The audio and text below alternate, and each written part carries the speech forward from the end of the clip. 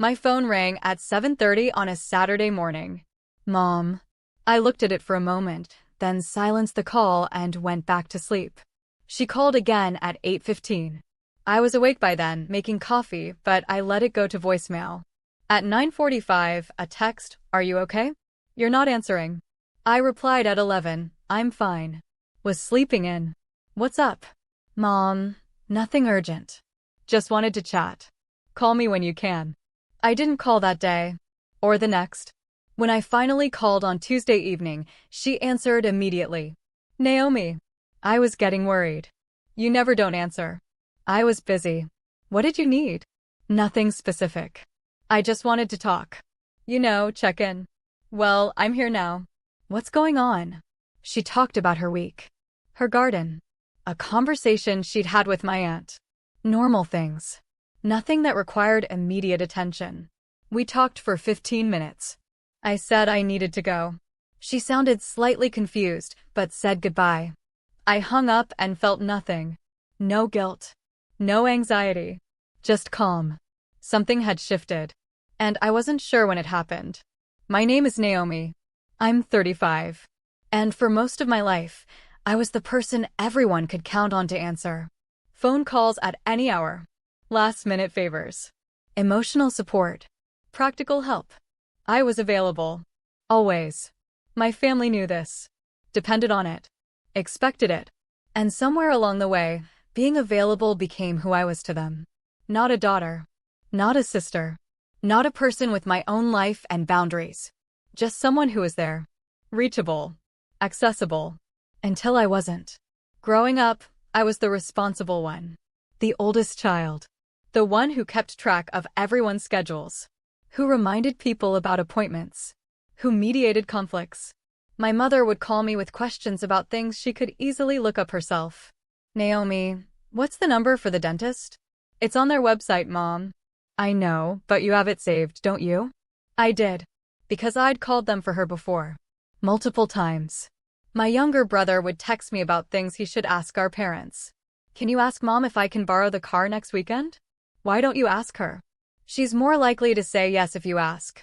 My father would involve me in decisions that had nothing to do with me. "Your mother wants to repaint the living room. What color do you think?" "I don't live there anymore, Dad."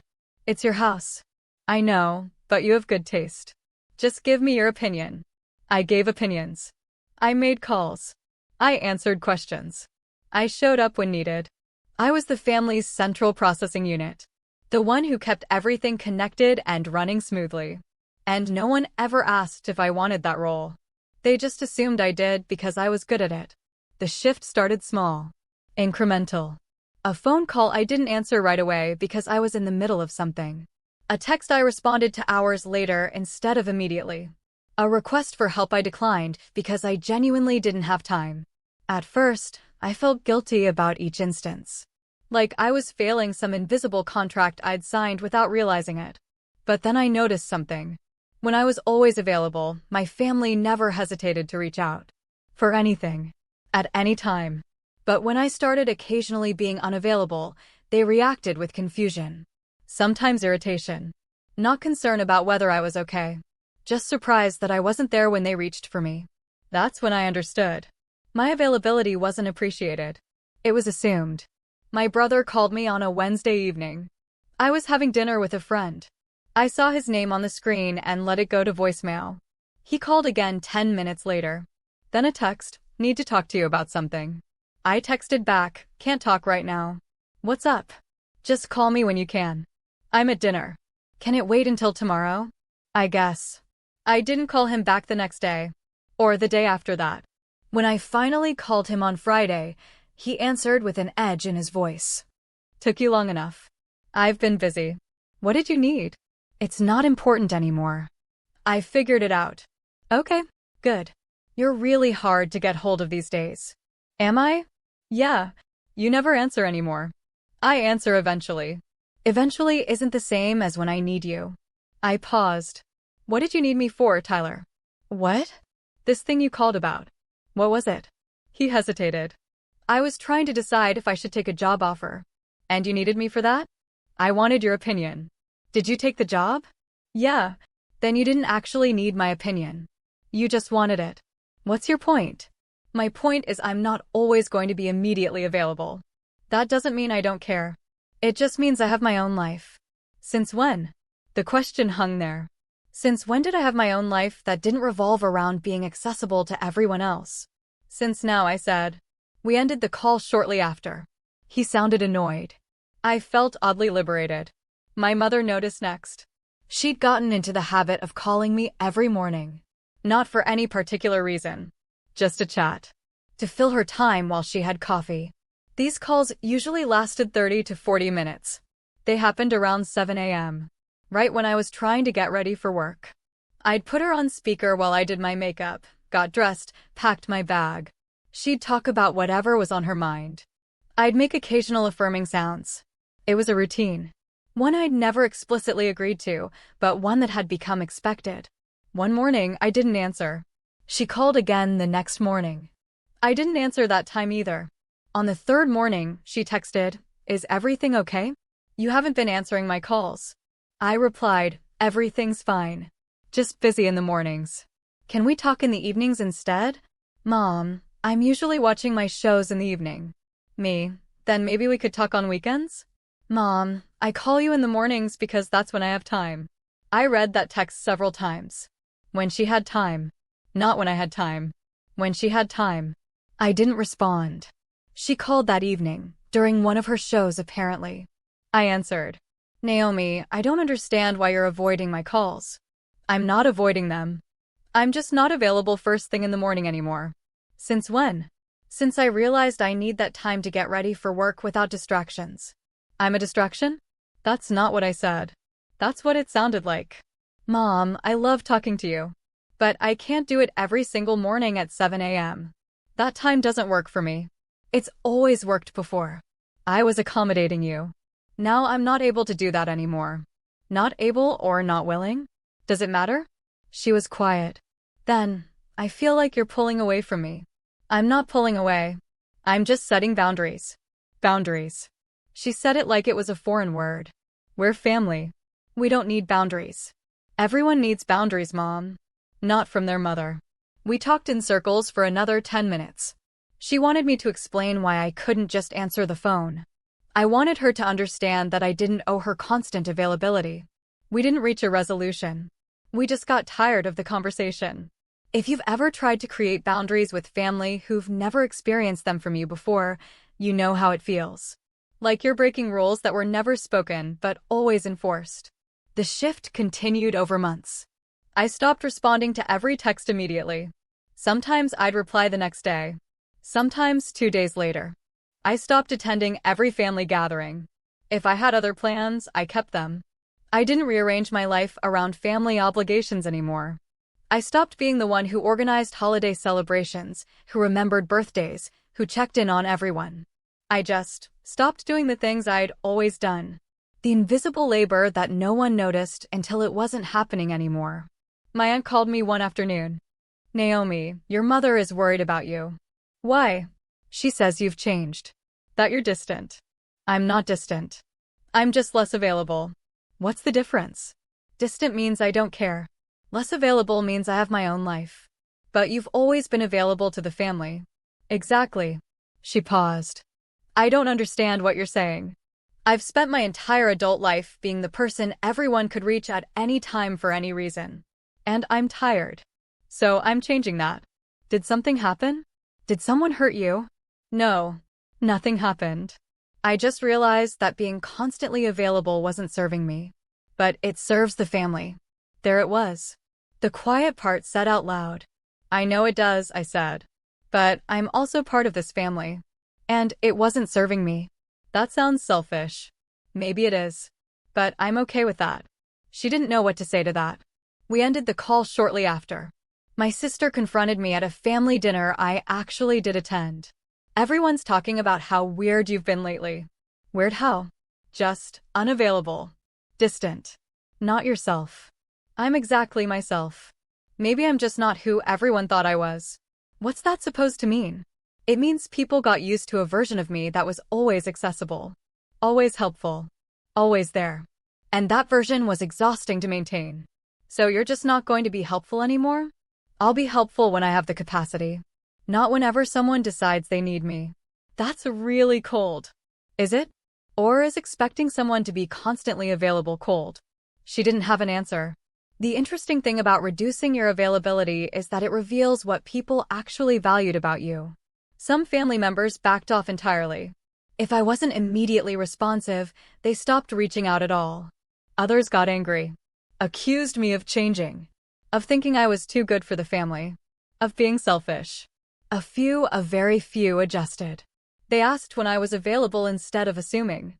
They respected when I said I couldn't talk. They treated my time like it had value. Those were the relationships that deepened. The others faded. Not dramatically. Just gradually. Like plants that don't get watered. My mother struggled the most with the change. She'd call and I wouldn't answer. She'd text and I'd respond hours later. She'd invite me to things and I'd sometimes decline. Each instance felt like a personal rejection to her. One evening, she called and I answered. I could tell she'd been crying. Mom, what's wrong? I feel like I'm losing you. You're not losing me. Then why do you feel so far away? I'm not far away. I'm right here. I'm just not constantly available anymore. It feels the same to me. I know. But there's a difference between being in someone's life and being on call for them. I never thought I was putting you on call. I know you didn't. But that's how it felt. She was quiet. Then, did I do something wrong? No. You did what most mothers do. You expected access to your daughter. And I gave it freely for a long time. But I can't anymore. It's too much. Too much to talk to your mother? Too much to be the person everyone turns to for everything. Too much to have my time treated like it doesn't belong to me. Too much to feel guilty every time I'm not immediately responsive. I never wanted you to feel guilty. But I did. Every time I didn't answer. Every time I said no. Every time I chose something else over family. The guilt was constant. So this is about guilt? It's about boundaries. And self-preservation. And understanding that I can love you and also not be available to you at all times. She cried quietly. I let her. I didn't try to fix it or take it back. I don't know how to be your mother if you're not available, she said finally. Then maybe we need to figure out a new way. We did figure out a new way. Slowly. Painfully.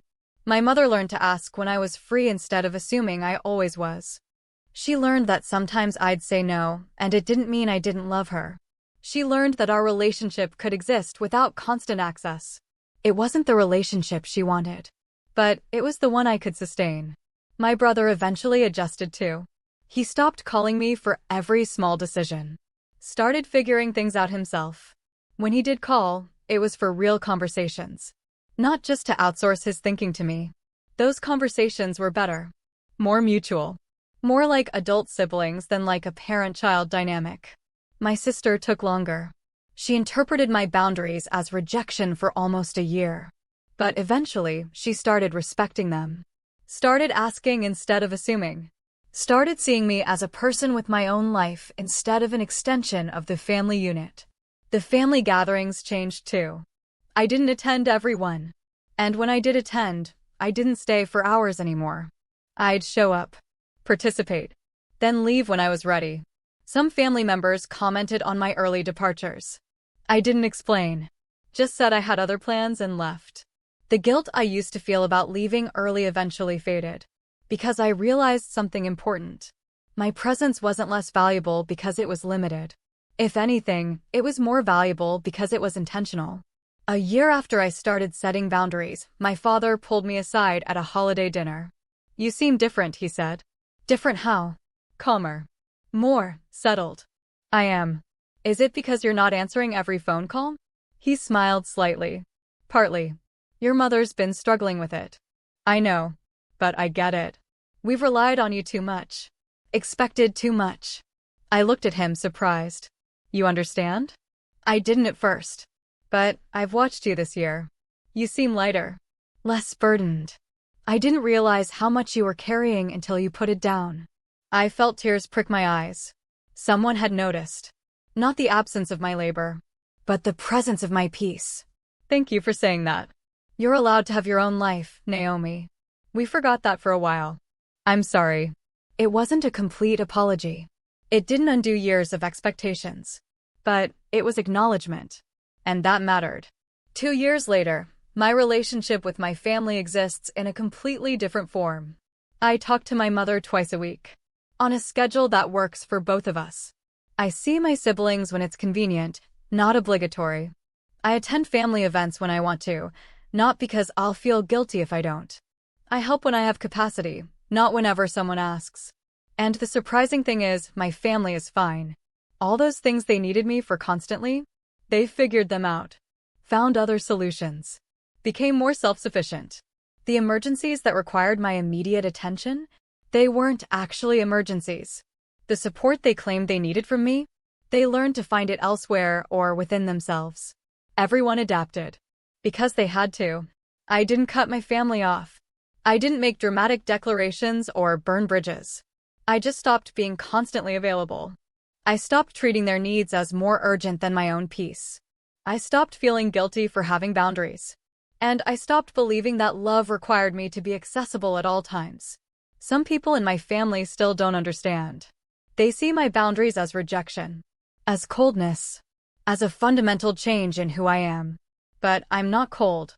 I'm protected. I'm not rejecting them. I'm prioritizing myself. And I haven't changed. I've just stopped performing a version of myself that was unsustainable. The truth is, being constantly available is exhausting. It makes you resentful. It erodes your sense of self. And when you stop, people notice the absence more than they ever notice the presence. They notice when you don't answer immediately. But they never noticed when you always did. They notice when you're not at every gathering. But they never acknowledged when you never missed one. They notice the boundaries. But they never noticed the burden. My therapist asked me once if I felt guilty about the distance I'd created. Not anymore, I said. What changed? I realized that being reachable isn't the same as being valued. People reached for me because I was there, not because they valued me specifically. And once I understood that, the guilt disappeared. How did you figure that out? Because when I stopped being constantly available, some people disappeared entirely. If they valued me, they would have adjusted. But they didn't. They just found someone else to reach for. And the people who stayed? They're the ones who were reaching for me, not just reaching for anyone. Those relationships matter. The rest was just convenience. I think about that distinction a lot now. The difference between being valued and being convenient. The difference between being someone's daughter and being someone's on-call support system. The difference between presence and proximity. My family wanted proximity, constant access, immediate availability. But what I needed was presence, real connection, mutual respect. And I couldn't have presence while providing constant proximity. So I chose presence. On my terms. In doses I could sustain. It's not the relationship my family wanted, but it's the one I can give. And I've made peace with that. Because I finally understand that I don't owe anyone unlimited access to me. Not even family. Especially not family who only noticed my presence when it was absent. If stories like this feel familiar, you're not alone. There are more stories like mine here. About the exhaustion of being everyone's first call. About the guilt of setting boundaries with people who never needed them before. About learning that you can be present in someone's life without being constantly available.